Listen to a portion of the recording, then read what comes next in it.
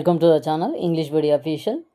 ప్రతిరోజు మనము తెలుగు వార్తా పేపర్లోని వార్తాంశాలను ఇంగ్లీష్లో ట్రాన్స్లేట్ చేస్తూ ఇంగ్లీష్ నేర్చుకుంటున్నాం. వొకాబులరీ ట్రాన్స్లేషన్ ప్రధాన ఉద్దేశంగా తెలుగు వార్తా పేపర్ని తీసుకోవడం జరుగుతుంది. రైట్, వీడియోలోకి వెళ్దాం. పనితీరుతోనే పదవులు. పనితీరుతోనే పదవులు ఏంటి?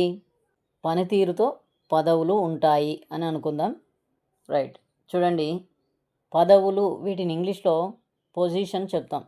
పొజిషన్స్, పదవులు అంటే పొజిషన్స్. స్థాయి, పదవి, హోదా, వీటిని ఏమనాలి? పొజిషన్స్ అని చెప్పాలి. పొజిషన్స్ పనితీరుతోనే, పనితీరుతో మాత్రమే అంటే పనితీరులో మెరుగు ఉంటే మాత్రమే అని అర్థం. ఓన్లీ, తోనే అని చెప్పడానికి only through merit. Positions only through merit. పార్టీలో సీట్ల కోసం ఏ కోటాలు ఉండవు. రైట్, చూడండి, ఉండవు అనేది ఇక్కడ వర్బ్ ఉంది. సో ఏం ఉండవు అంటే ఏ కోటాలు ఉండవు. No quotas, there will be no quotas అని చెప్పాలి. లేదా దేర్ వోంట్ బి కోటాస్. దేనికి? సీట్ల కోసం, కోసం, ఫర్. కోసం అంటే ఫర్. దేనికోసం?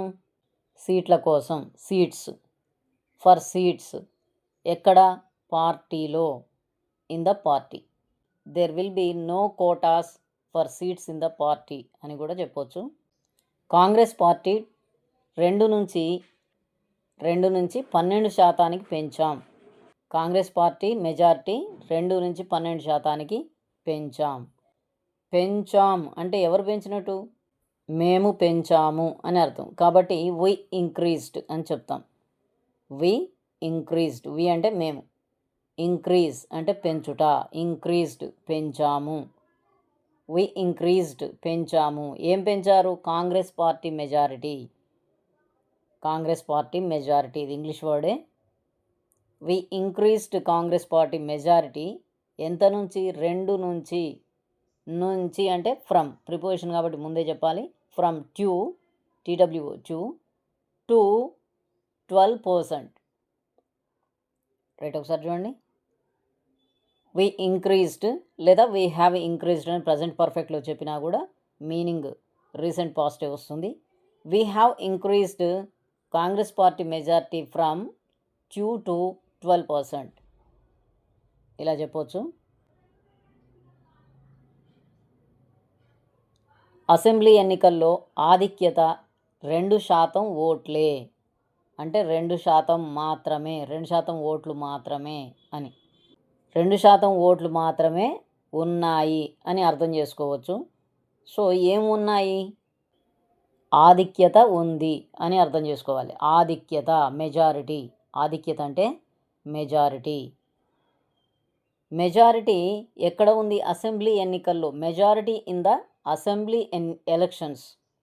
Majority in the assembly elections was ఎందుకు చెప్పాలి ఇక్కడ?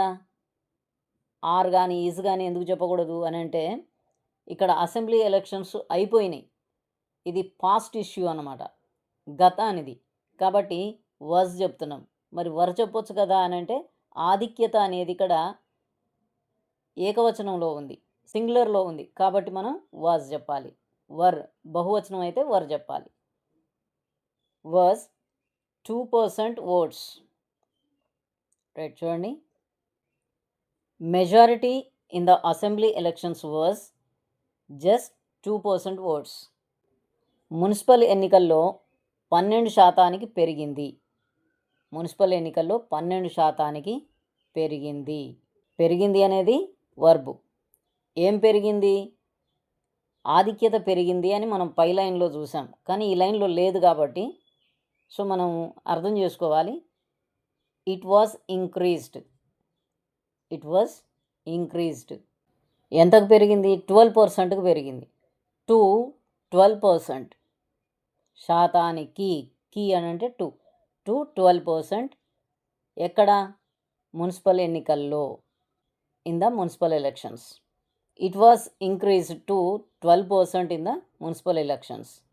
పార్టీపై ప్రజల్లో పెరిగిన నమ్మకం, విశ్వాసమే కారణం. అని సీఎం రేవంత్ అనడం జరిగింది. రైట్, చూడండి ఏంటిది? కారణం, రీజన్. కారణం అంటే reason. It is the reason. It is the reason. ఏంటి? పెరిగిన నమ్మకం. పెరిగిన నమ్మకం. It is the reason for increased. నమ్మకం అంటే ఏంటి? Trust. It is the reason for increased trust. ఇంకా విశ్వాసం. ఇంక్రీజ్డ్ ట్రస్ట్, విశ్వాసం. విశ్వాసం అంటే confidence. It is the reason for increased trust and confidence. ఎక్కడ? ప్రజల్లో. Among the people. Among the people. పార్టీపై, ఓవర్ ద పార్టీ. రైట్, ఒకసారి చూడండి. It is the reason for increased trust and confidence among the people over the party. ఎవరు చెప్పారు ఇది? CM Revanth. DCC అధ్యక్షుల అంటే అధ్యక్షుల యొక్క అని అర్థం. ప్రతి చర్యను, ప్రతి పనిని, ప్రతి చర్యను మేము గమనిస్తున్నాం అని చెప్పొచ్చు, లేదా మేము గమనిస్తున్నప్పటికీ అని కూడా చెప్పొచ్చు. ప్రతిరోజు మార్కులు వేయం. ఇక్కడ చూడండి వాక్యాన్ని. డిసిసి అధ్యక్షుల యొక్క ప్రతి పనిని మేము గమనిస్తున్నాం కానీ ప్రతిరోజు మార్కులు వేయము అని ఈ విధంగా అర్థం చేసుకోవచ్చు. లేదా ఇదంతా కూడా ఒకే వాక్యంగా, అంటే డిసిసి అధ్యక్షుల యొక్క ప్రతి చర్యను మేము గమనిస్తున్నప్పటికీ ప్రతిరోజు మేము మార్కులు వేయం. ఈ విధంగా కూడా మనం అర్థం చేసుకోవచ్చు. చూద్దాం. మేము గమనిస్తున్నా అంటే మేము గమనిస్తున్నాం అని చెప్దాం. ఫస్ట్ మేము గమనిస్తున్నాం. We are observing. మేము గమనిస్తున్నామంటే వీఆర్ అబ్జర్వింగ్. ఏం గమనిస్తున్నారు? ప్రతి చర్యను, ప్రతి పనిని, ఎవ్రీ యాక్షన్. ప్రతి చర్య అంటే ప్రతి యాక్షన్ అన్నమాట. Every action. ఎవరిది?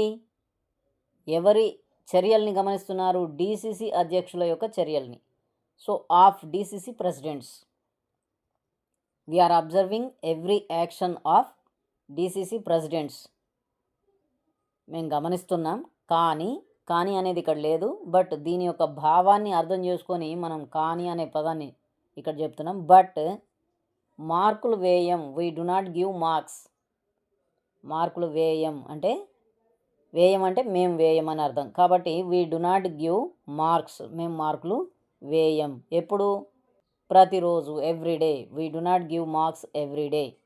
రైట్, ఒకసారి చూడండి. We are observing every action of the DCC presidents, but we do not give marks every day. ఇలా చెప్పొచ్చు. మనం ఎంత బాగా చదువుకున్నా ఏడాదికి ఒకసారి పరీక్షలు పెడతారు అంటే పరీక్షలు నిర్వహిస్తారు అని అర్థం. మనం ఎంత బాగా చదువుకున్నా ఏడాదికి ఒకసారే పరీక్షలు నిర్వహిస్తారు.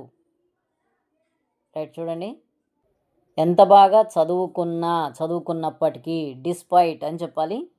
Despite how well. ఎంత బాగా అంటే హౌ వెల్.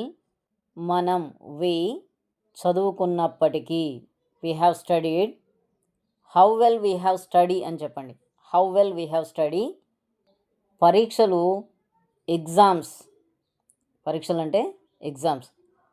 ఎగ్జామ్స్ పెడతారు అని అంటే ఏంటి? నిర్వహిస్తారు అని చెప్పాలి. నిర్వహిస్తారు. Will be held.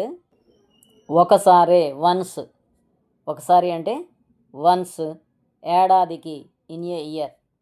Once in a year. Right, ఒకసారి చూడండి. Despite how well we have study, exams will be held once in a year. ఇలా చెప్పొచ్చు.